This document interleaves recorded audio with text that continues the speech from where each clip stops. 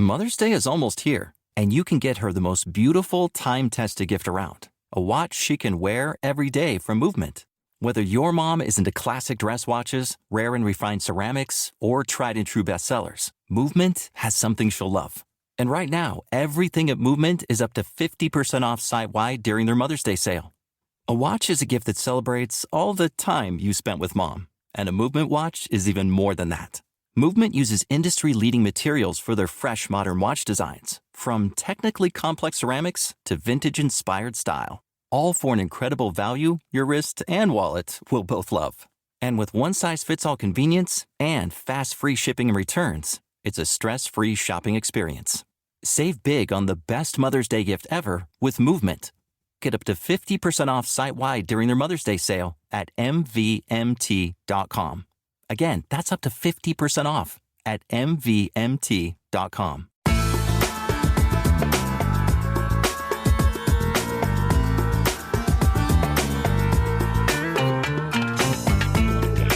Hello, you're listening to On Israel in Al Monitor. I'm Ben Caspit from Tel Aviv.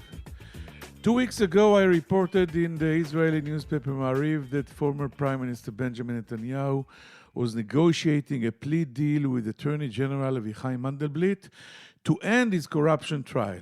The report stirred up a huge storm, and its shockwaves continue to rock the political and public arenas. The right and the left are in rare agreement. Both Netanyahu's harshest critics and his strongest supporters are vehemently opposed to a deal. The right is demanding that Netanyahu keep fighting to clear his name and prove what he and they have been saying all along, that the prosecution rigged the cases against him. They are demanding that they fight to the bitter end, apparently not caring that the end could see him convicted of bribery and land him behind bars. His opponents are even angrier. According to leaked reports about the negotiations, the charges against Netanyahu would be reduced, his jail time would be commuted to community service, and it's unclear whether he would be barred from politics for years, as the Attorney General is demanding. His opponents, too, want this trial to continue and prove that in Israel, everyone is equal under the law. As we record this podcast, contacts between the sides appear stalled. Most people don't think the deal will be inked before Mandelblit leaves office at the end of this month. And if and when such a deal is finalized, it will happen on the watch of Mandelblit's successor, who is yet to be chosen. Nonetheless, Mandelblit has drawn up the general outlines of a deal.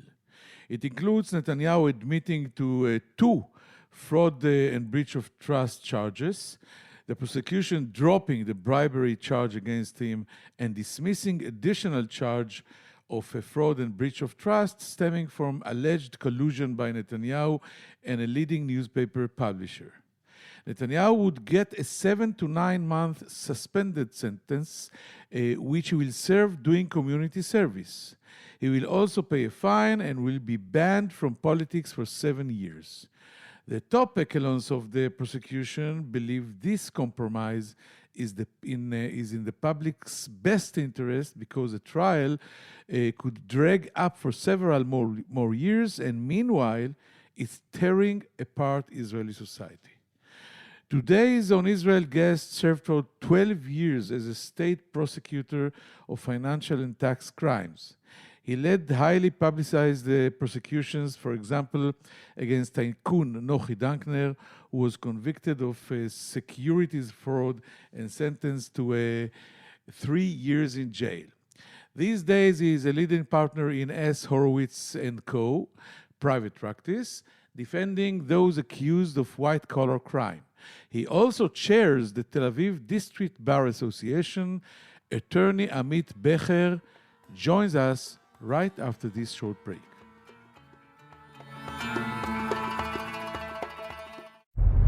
Hi, I'm Elizabeth Hagedorn, and I'm the State Department correspondent at Al Monitor. And I'm Joe Snell. I'm Al Monitor's video editor.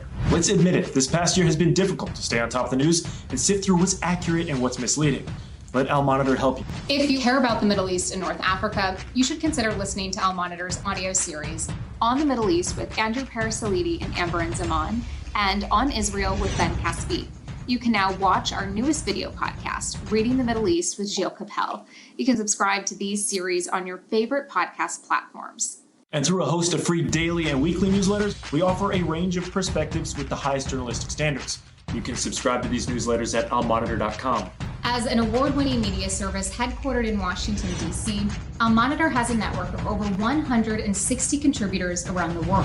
So if you haven't done so already, be sure to visit almonitor.com, where you can find all of these newsletters and podcasts along with first-class reporting and analysis.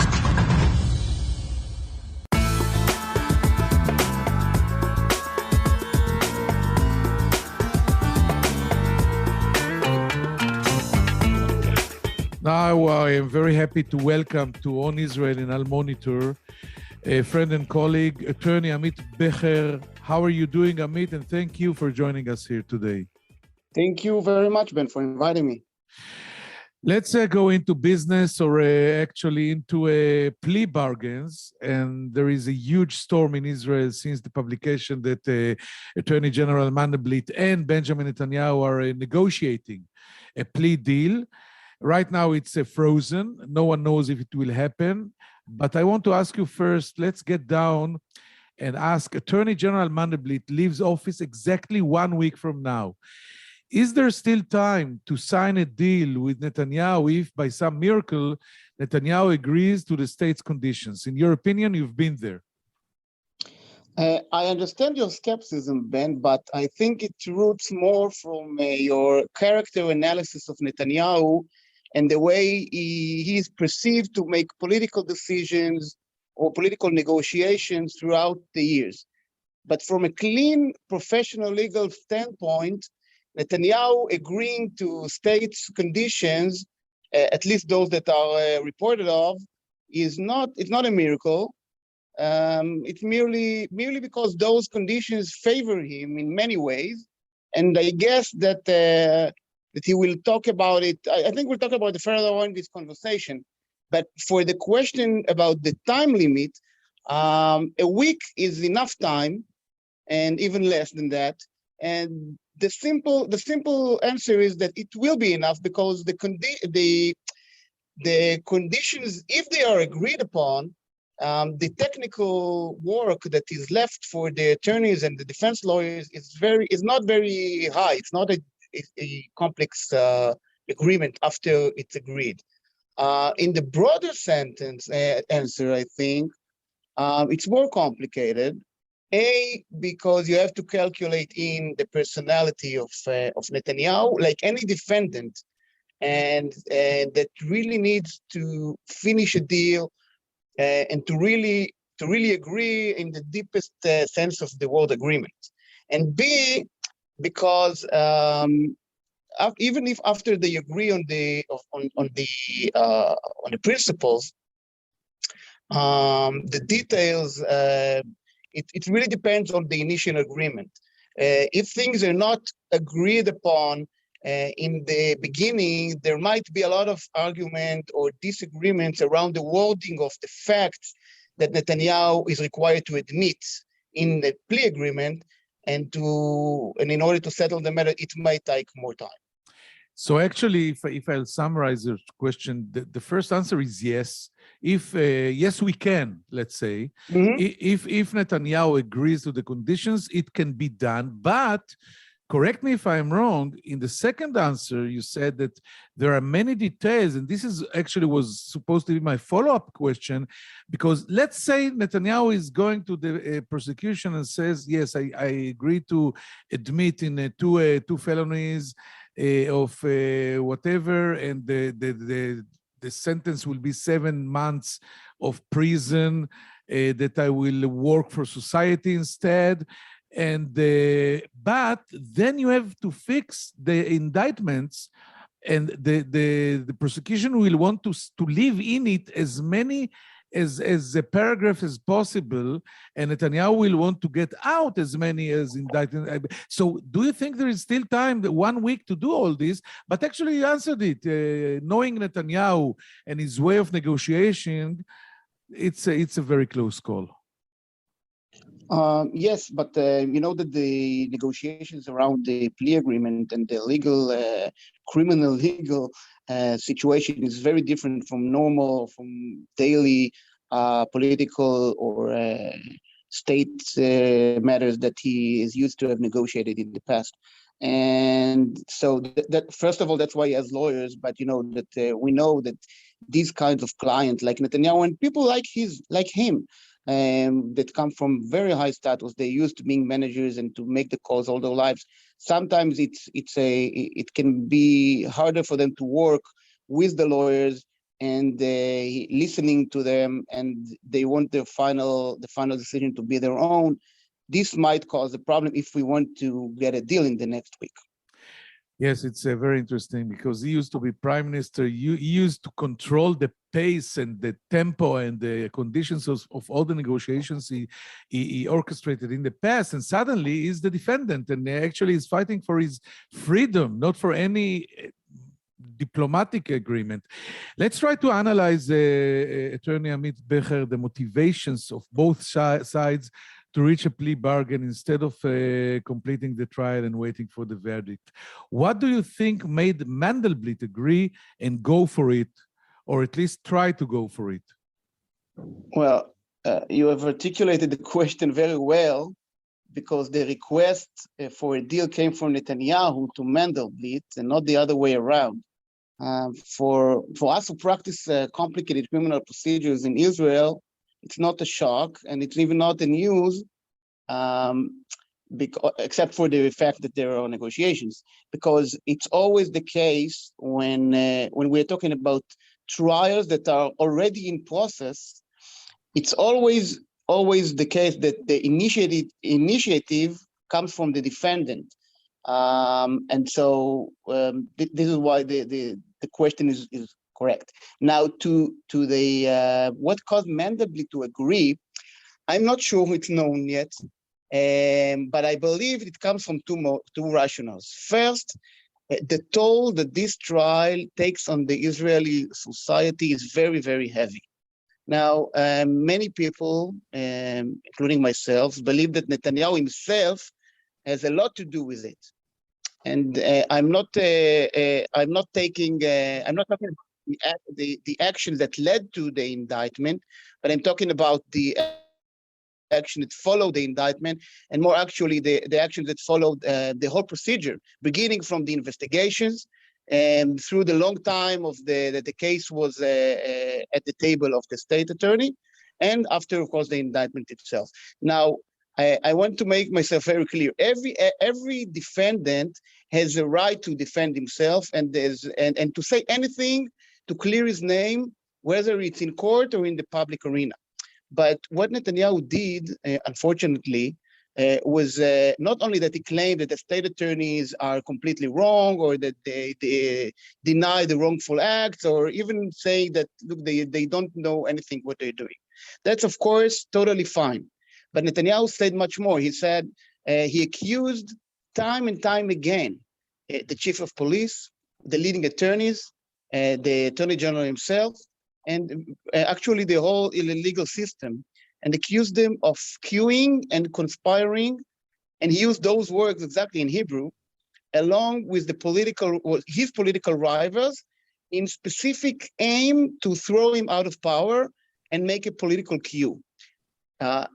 Now he didn't even stop there. He added that the motivations was not Netanyahu himself, but the whole political right group or the conservative group, however you look at that. Now, unfortunately, those false attacks did not just come from any political leader. They came from a prime minister, and it gained many, many supporters along the way. He has a growing hold of vast portions in the mainstream media in Israel, and a very strong functioning political mechanism that echoes his narrative in the social media. Now, all of that gradually but constantly drove many people in Israel to disbelieve in the legal system in general, and this trend is a real threat to the very basis of Israeli democracy system. Now, I said all that because I think that the Attorney General trying to stop this trend, this is one of his motivations. And the motivations in actually agreeing to the request that came from Netanyahu. Now, one can say, well, if Netanyahu caused those problems or this public hazard, why give him why let him enjoy the fruits of his hazards? Why give him a prize? Exactly, and it's a fair argument. But knowing Mandelblit, I think that he doesn't seek at this moment to punish Netanyahu for his political or public hazard that he caused. Rather, he thinks of himself as a leader, and what he thinks is best for the country and what the future of the democracy. And Netanyahu, if he agrees to a deal, a fair deal in which Netanyahu admits to committing 2 offenses in the corruption range, taking responsibility, paying a large fine, being sentenced to several months in jail, although it will be converted to community service, but it's anyway, it's considered jail time. And I think that Mandelblit believes that that serves the interest. I want to ask you if don't you think that besides this, whatever you just explained about the motivation of Mandelblit, actually, in my words, to get rid of Netanyahu and his influence and the damage that he's causing to the whole Israeli establishment and democracy, there is also a personal motivation, because if he leaves office in a week, and then he will live in a very tense situation where he will expect and wait for the verdict for 3 or 4 years, and then the side that will lose will probably appeal. And before he knows, because, you know, if Netanyahu will be found not guilty in all the accusations, this will be a very black and bad day for Mandelblit. So he wants to finish the job with a clean table. Do you think I have a point? You do have a point, and indeed, you know, the legal, when we think of the law as something very high, it always involves actual people and with actual human motivations. That always has to come into the equation. Now, to build on this point, I think that from the Attorney General perspective, in a professional way, not the way that he thinks of his legacy. There is another point that in this case, in like many other complex white case cases or economical criminal cases, the dispute between the prosecution and the defense is less over the facts and more over questions of law. And in this case, Netanyahu is currently charged. Now he's charged with bribery, which which maybe is the most severe corruption charge. They're talking about dropping bribery, and Netanyahu will admit to a less severe charge of fraud and breach of trust. That's the professional. Now, this change does not require dramatic changes in the facts. So there is no statement on the state's behalf that the allegations against Netanyahu are false. On the contrary, Netanyahu will admit in two felonies. Should put to end the public quest of the legal system trying to throw Netanyahu out of power. Now, I'm not sure that this will be the outcome, stopping this movement, but that's the logic. I think that's one of the logic of the deal. You know exactly like I know that most of Netanyahu supporters will see such a deal as the greatest victory since the establishment of Earth, because they will say, listen, you kicked him out of office because of the bribery. The bribery was the flagship of the whole case. Of course, it's wrong. It's not true, but this is what they'll say. And I want to move with you because we are far behind. It's so interesting to try and analyze the other side, Netanyahu's side. On the first place, what do you think made him enter into negotiations? He initiated them back in 2019, secretly, then in 2020, and now 2022, the final approach. And and his lawyers are recommending that he will go for it. They call the deal as a dream come true. And we also know that his veteran and highly regarded attorney, the late Jacob Weinroth, also advised him to opt for a deal even before he was indicted. What do you think is the narrative and the motivation to run for a deal almost in all costs? Why? Because he fears that he's going to jail? Well, probably yes. I think for me, there was no question that the legal team of Netanyahu tells him different things that we hear from than what we hear from his political environment, spokers, family, and so on. The narrative of case collapsing, or they begin with nothing will happen, or nothing because nothing happened, so on. It was a political narrative that he took out very, very in a crafted way, but it didn't meet the truth in the legal world. And his lawyers are very, very, very experienced and well-known and very good ones. And now I believe that they project to him his true situation when no one knows how you get out of a trial, and different from what we hear in the past months, again, from his spokers or his supporters or political supporters, that the case is not holding. The truth is never like that, and the case, I don't know if it holds, how strong it is, but it's definitely not collapsing. And person looking at those charges, even if he's acquitted of bribery, and then he looks at the other, as I said, less severe but still a corruption arena oriented offense of breach of trust and the fraud of that he's looking at maybe 1 or 2 years in jail, and this is after he's going to for trial, let's say, to litigate this case out for another 5 or 6 years. I'm not talking about the costs here. So he will get a more severe outcome in 7 years or 6 years or 5 years to come. I believe that his lawyers tell him, if you get a better deal now, that's a dream. That is why he's motivated to go to do this, and probably done that for 2 years now, because nothing changed really.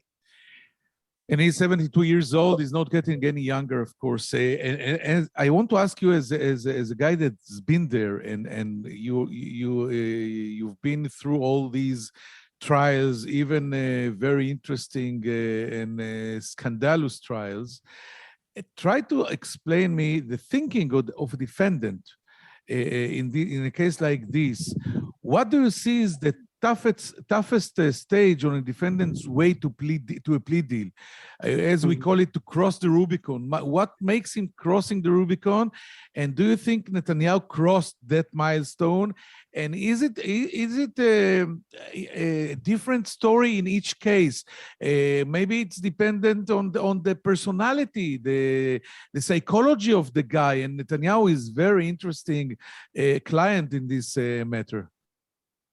No, you're totally right. It's really the most important thing to look at is the personality of the defendant. Every person is a person by himself. It's a very, very awkward and strange situation for these people, and even if they are business leaders or political leaders. Definitely, if you're a prime minister, which is maybe the highest, most powerful position in Israel, some say most complex job in the world. Yeah, but not only him. Many people in these situations may believe that they are right, because the arguments here, I said at the beginning, are not always about the facts, are more about the law or the interpretation of the fact. And we know politicians tend to tell themselves a narrative that they believe in, that they do things for the country. And so, there is a very nice work by that say why politicians lie. And they because they believe that they're doing for a just cause. And so I'm saying that people here have to take a decision to cross and to admit a criminal felony, in his case 2, and probably in a severe circumstance. That's what the state attorney demands, large portions of money involved. And so it's always difficult for these people to take the decision. I've seen people that I know that they have been advised to get deals and said, no, I'm going all the way. And they pay dearly. Some get acquitted because there is no 100%. The courts in Israel are really, really independent, and they might think that the prosecution sees things wrong. Of course, none is related to the false accusations that they want to do something in purpose just to get political goals. That's, of course, not acceptable, but it is sometimes there is a chance that court sees the way in a different way than the prosecution. That's the chance that each side has to take. And in this sense, even if Netanyahu admits, he takes some chance because he gives up on the chance to be acquitted. But if he runs, as you said, and this is something that I leave from the reports, yes, if he truly seeks the agreement, it means only one thing, that he believes that there is a big chance that eventually he will be found guilty at least some of the charges. And the price will be too high. By the way, you're not very high.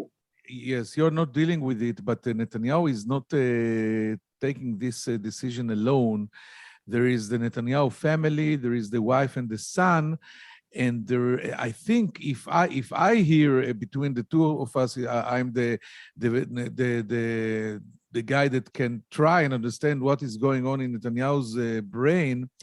It is a lot more difficult for him than for the average defendant, because he was a prime minister. He's still very popular. He holds 30 mandates in the Knesset and 33 or 34 in the polls.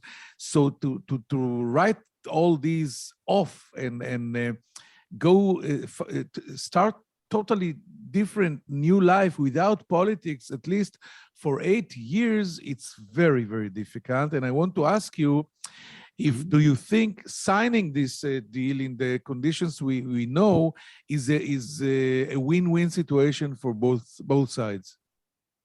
No, it's not a win-win for any.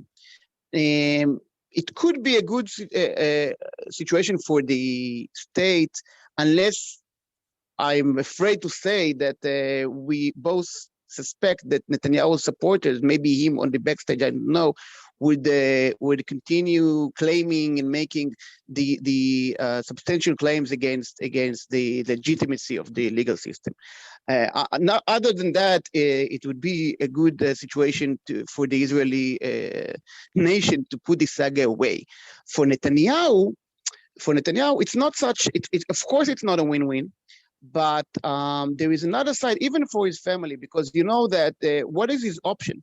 If he continues the litigation, he is obliged to continue in politics, but not in leadership position, meaning he will not be prime minister until the trial is over. I think that's the political analysis. It's not a legal analysis.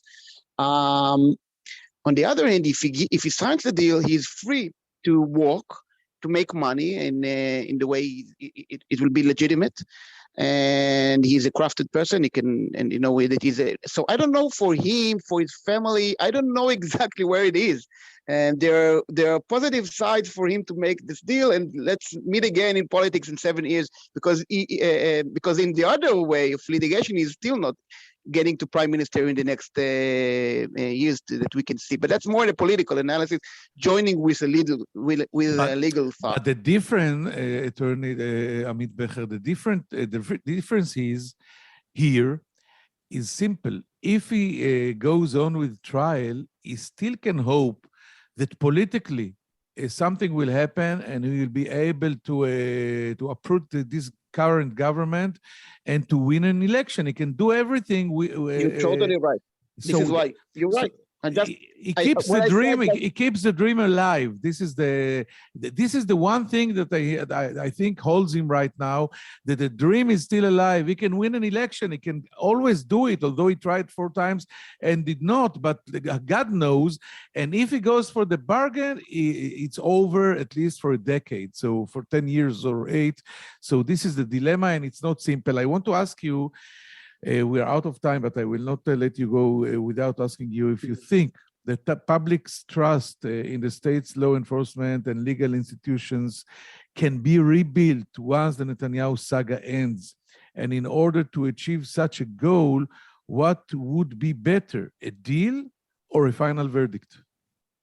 So the answer is complicated. First of all, I'm sure that it can be rebuilt, but I'm not sure that we know what's best, because the political saga is not going to go away, whether we're going to make a deal or whether we're going to continue with the process. It really is up to the leaders, actually, and that's all. It's not. It's never on the shoulders of the legal system itself. We can have the best judges and the best attorney general and everything. But if the political leaders will not take this as a national mission, the mistrust of those portions that went after Netanyahu, after his claims, could continue. And in this sense, it really does not matter. It doesn't matter what the legal system, the legal process, how it will end. It's more important how the leaders will act. It's always the sense in leadership, actually. So let's hope, at least in this field, we will see something else. Maybe we already see it.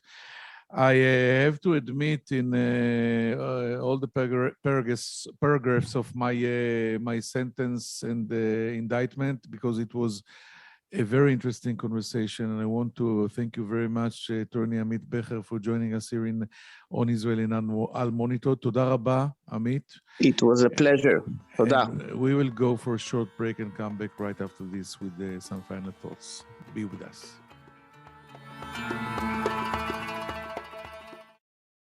Hello, I'm Gilles Kepel, professor at Sciences Po and Normal Sup in Paris, and author of a number of books and articles on the Middle East. Through my new podcast, Reading the Middle East, on the award-winning media service Al Monitor, we will take a deep dive into the trends in the region with the authors and thought leaders who are shaping how we think about the Middle East. Reading the Middle East will be a fantastic addition to Al Monitor's outstanding podcast lineup, including On the Middle East with Andrew Paraziliti and Amberin Zaman, and On Israel with Ben Caspit. You can subscribe on your favorite listening platforms. We look forward to your joining our conversation.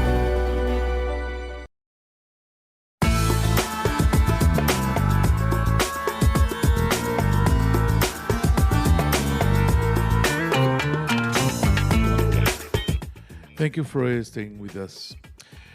Attorney Amit Becher thinks that we still have time to complete the negotiation to reach a plea deal or a plea bargain between ex-Prime Minister Benjamin Netanyahu and Attorney General Avichai Mandelblit. But, as he said, the devil lies and waits in the details. There are a lot of work to do. There is a lot of work to do, and only 1 week left to the term of this Attorney General. If Benjamin Netanyahu would come tomorrow and say, okay, I agree to the terms and conditions of the state to plead guilty in 2 felonies of breach of trust and fraud, and to be punished with 7 to 9 months in jail that will be commuted in community service, to pay a fine and not to return to political life for 7 years, it is possible. The question is, if Netanyahu is already there, did he cross the Rubicon? And Amit Becher, as myself, is not sure about it. By the way, if it doesn't, it will happen in the in the next months or years, because we have now 5 years, at least 5 years of trial, and after this, the appeal. And maybe for Netanyahu, it's better to cut the losses now and try to find himself a nice exit. When I asked Attorney Becher about the situation, the legal situation between the sides, he said that Netanyahu is the side that is more. For Netanyahu, it's more important to reach this deal, and the fact is that he initiated the negotiations 3 times in 2019, 2020, and now 2022. And if we're talking about the Attorney General, so if he's in such a good condition, why is he negotiating with Netanyahu?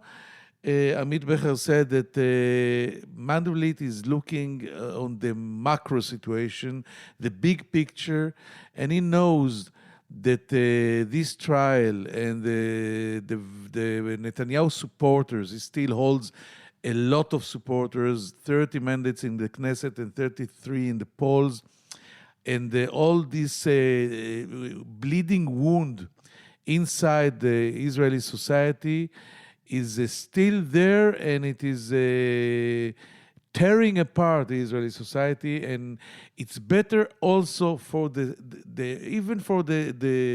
system of law and order in Israel to cut the losses as well and put an end to this story and secure the fact that Netanyahu is not coming back, because Mandelblit thinks as well that Netanyahu is a threat on Israeli democracy. I think that this story, this sage is only in the beginning, and Netanyahu is not taking these decisions by himself. He is surrounded in family.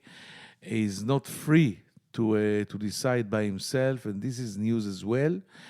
And we will hear about it and about the negotiation and about the trial for a long time now, and I hope you found it interesting. And we will meet here next week in the same place, the same time, on Israeli Now Monitor. I'm Ben Caspit from Tel Aviv. Thank you. Take care. Bye-bye.